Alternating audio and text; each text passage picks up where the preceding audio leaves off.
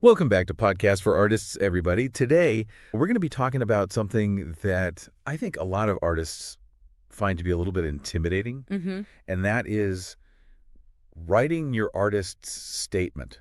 We talk a lot about like marketing yourself and getting your work out there, Right. but this is actually kind of like the heart and soul of what you're trying to say with your work. It is. It's really a critical piece of the puzzle when it comes to presenting yourself as an artist and helping people understand your art. Yeah, and it's also kind of helps you as an artist, I think, to clarify your own thoughts. Yeah, putting it into words. Sometimes you think you know what you're trying to say, Right. but then when you actually have to articulate it, it kind of brings a whole new level of clarity to Yeah. your own understanding of your work. Now, how is this different from like a bio? Hmm. I think a lot of people get those two things confused. Yeah, a lot of people do. And I think the simplest way to think about it is your bio is really about you as an artist. It's kind of like your resume for the art world. Okay. So it lists, your accomplishments, your education, places you've shown, maybe some awards you've won, things like that. Your artist statement is all about the art itself. So the bio is for when someone wants to know, like, Right. oh, you're fancy. Look at all these things you've done. Right. But the artist's statement is for when they're looking at your work. Exactly. And really, imagine if you were looking at a piece by, let's say, Georgia O'Keeffe, Right. and there was a little statement next to it. Right. It wouldn't be, Georgia O'Keeffe born, 1887. It would be really about what went into that specific piece. Interesting. Okay. So what are some of the things that we should be thinking about? Like when we're writing a statement that's really going to like capture people. Well, first, you want to think about, what is your background as an artist? What has influenced you? Hmm. So, what are those things that really spark that creative flame in you? And it can be, different for every artist. Maybe it was a particular artist you were exposed to. Maybe it was, growing up in a certain environment. Maybe it was traveling to a specific place. So really think about, what are the things that have sort of like led you. So it's kind of like a detective story for your own art. Kind of. Okay. Yeah, yeah. Like, what are the origins of your style? Yeah. And then I think really important is to talk about what is your artistic philosophy? So, what are your core beliefs about art? Why do you create art? What is the purpose of your art? So like, what are you trying to say with your art? Yeah, exactly. What are you hoping to accomplish? Is it purely for like aesthetic beauty? Or are you trying to make a statement about Mhm. society? Are you trying to explore, deep emotions? Yeah. So, really trying to figure out what is the driving force behind your work. If someone is reading your statement and they understand that Right. it really gives them a whole new way to look at your art. Yeah. It puts it into context. It does. And then Right. I think it's also really important to talk about what are the themes and subjects you explore in your work? What are those central messages that you're trying to convey through your art? Yeah. And how do you even begin to figure out what those are? Well, think about what are the things you find yourself coming back to again and again in your art? What are the questions that your art is asking? What are the things that you're grappling with in your own life or in the world around you? And then think about how you're expressing those things through your art. So it's really, you're giving people the key to unlock the meaning behind your art. It's like giving them that little, like, cheat sheet Right. to really understand what's going on. Okay. And then we were talking about like, the artist and their background, their philosophy. Yeah. But what about like the actual stuff of the art? Like what's it made out of? How do you do it? Yeah, that's where you talk about your techniques and materials. Okay. And again, you don't want to get super technical. I mean, if they're a painter, Right. you don't need to list every single color you use, but it's more about giving people a glimpse into your process. Right. And again, the why behind your choices. So, if you're a sculptor who works with metal, Yeah. you might talk about why you're drawn to that material, Okay. why it speaks to you, why it helps you express what you're trying to express. So you're not just giving them like a recipe. You're telling them like, Yeah, this is why I choose these ingredients. exactly. Okay. So we've got, the background, the philosophy, like the themes that you're exploring, the way you're actually making it. Mm-hmm. What about like your goals as an artist? Like, where do you see this all going? Yeah, that's a great point. And I think that's something that a lot of artists don't think to include in their statements, but it's actually a really powerful element because Okay. it gives people a sense of like, what are you aspiring to? What is your vision for the future of your work? Yeah. It's like the art is alive and growing. It is. Yeah. It's not just static. Yeah. Yeah. So Do you hope to, have your work shown in major museums? Right. Do you hope to spark social change? Right. Do you want to inspire people to take action or think differently about the world? So really, think about what is your ultimate goal. And do you think writing a statement like this could help you to kind of Yeah. figure out Yeah. what those goals are? Absolutely, because sometimes we have these goals floating around in our heads, Right. but we haven't really articulated them. Right. So when you sit down and actually write them out, it can be really powerful. Well, that's a good idea. Yeah. So, I think we've talked about a lot of the components of an artist's statement. And I think now it's kind of like, okay, how do we actually write this thing? Like, how do we put this into words? How do I make it sound good? How do we make it sound good? Yeah. How do we make it compelling and interesting for people to read? I think one of the most important things is to be authentic. This should be written in your voice. Yeah. So it shouldn't sound like some, stuffy art critic wrote this for you. Exactly. It should sound like you. It should sound like you. And, there's this great article that you can actually find online. It's called How to Write an Artist's Statement on marketyourart.net. Oh, okay. And one of the things they talk about is writing in the first person. Okay. So using I and speaking directly to the reader. So it feels more personal. It feels more personal, exactly. And I think it's also important to use language that is clear and concise. Mm-hmm. Yeah, don't try to impress people with a bunch of fancy art jargon. Don't make it too complicated. Yeah. Because the goal is really to help people understand your art better. So don't overthink it. Yeah. Okay. And, I think it's also helpful to provide context for your work. Okay. What are the influences or inspirations behind it? If there's a certain cultural context or historical event that informs your work. So, for instance, if an artist is making work that is politically charged, Right. they might want to give people a little bit of background on that. Exactly. Because you don't want people to just look at it and be like, I don't get it. Yeah. You want to give them a little bit of information to help them understand where you're coming from. So that's all about fostering understanding. It is. Okay. Now, we've talked about the content, the tone, the context.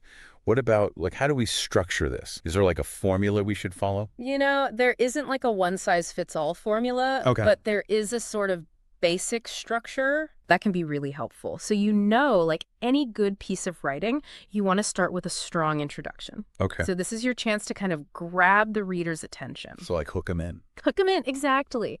So maybe start with a quote that really resonates with you. Mm-hmm. Maybe you start with a thought-provoking question.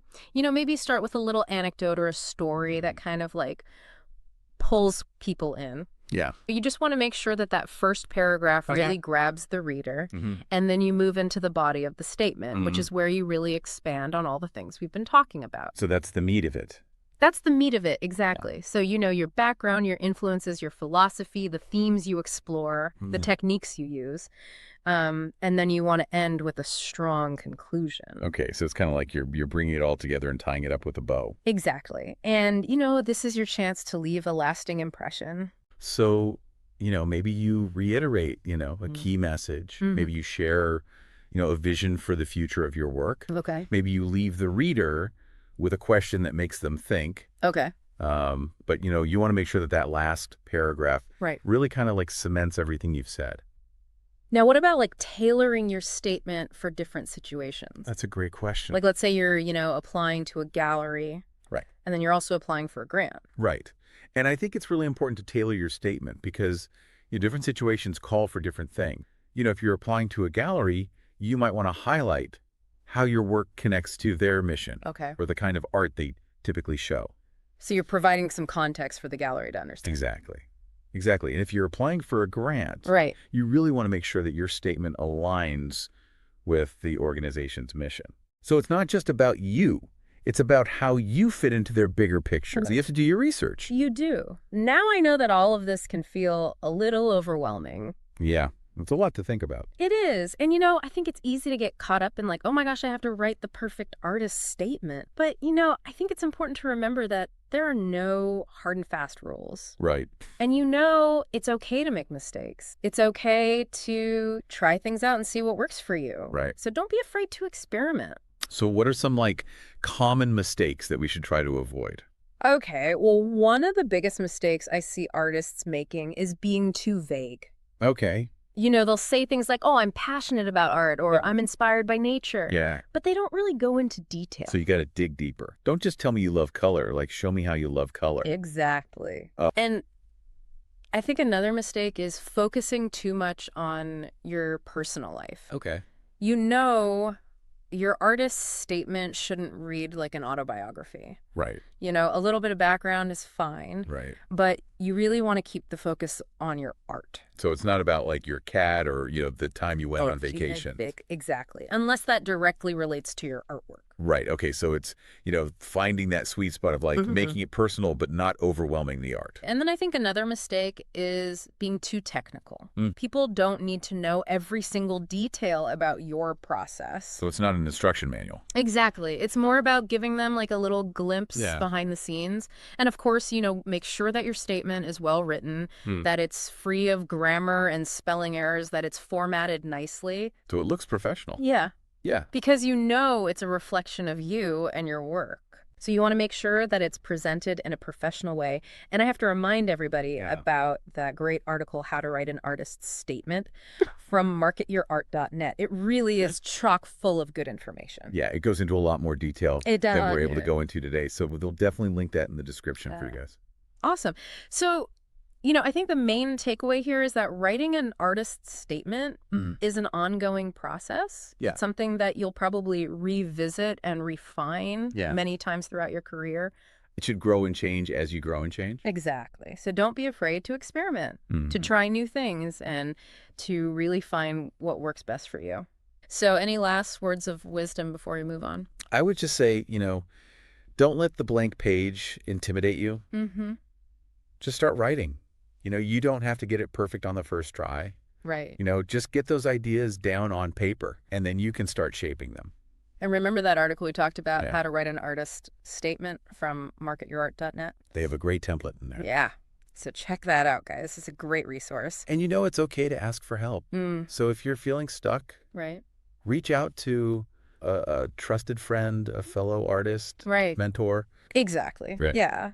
Yeah. And, another thing I wanted to mention is like, you've written your statement. Right. You've gotten feedback. You've really honed it and polished it. Yeah. But it's important to remember that it's not like you're done. Right. You don't just write it once and then never look at it again. So how often should we be revisiting this? I think there's no magic number. Okay. But, I would say at least once a year, take a look at it. Right. See if it still feels relevant to your work. And if it still sounds like you as an artist. Exactly. And, maybe you've had some major life change or, maybe you've just kind of like shifted your focus a little bit in your art. Or even like, the world has changed. Yeah. So, your statement should reflect those changes. So any advice for those artists who are just like staring at that blank page? Yeah. Like, where do I even begin? Well, first of all, I would say, don't be afraid to just start writing, even if it's not perfect. Right. Just get those ideas down on paper. Yeah. And then you can go back and edit and refine. Just get something down. Exactly. And, I think it's also helpful to kind of like break the task down into smaller chunks. Okay. Yeah, that's a good tip. Yeah. So, instead of trying to write the whole thing at once, right. Maybe you just focus on one section at a time. Okay. This has been so great. I feel like you've really like demystified the whole artist statement thing for me. I'm glad to hear that. And, I think the most important thing to remember is that writing an artist's statement is an act of creativity in itself. Right. So, have fun with it, experiment. Right. Let your personality shine through. Okay. And, don't be afraid to make it your own. Awesome. Well, that wraps up another episode of Podcast for Artists. I hope you found it helpful. I hope you guys learned a lot about writing those artist statements. Yes. And, if you're looking for more information, be sure to check out that article we mentioned, How to Write an Artist's Statement, from marketyourart.net. Yeah, it's in the episode description. We'll link it below. All right, then, until next time, keep those creative sparks flying. See ya.